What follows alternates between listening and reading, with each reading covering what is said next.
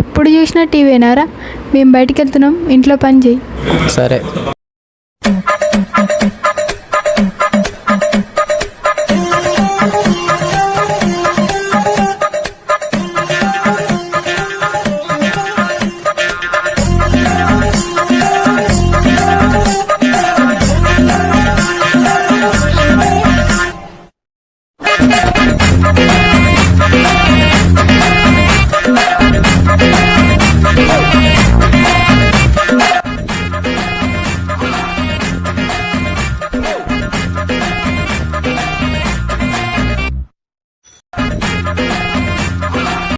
అమ్మయ్య, పని అంతా అయిపోయింది. ఇప్పుడైతే వండుకుందాం ఫ్యాన్ వేసుకొని. అయితే ఇప్పుడు అనేటోళ్ళు ఎవ్వరు లేరు, మంచిగా టీవీ చూసుకుంటూ వండుకుందాం.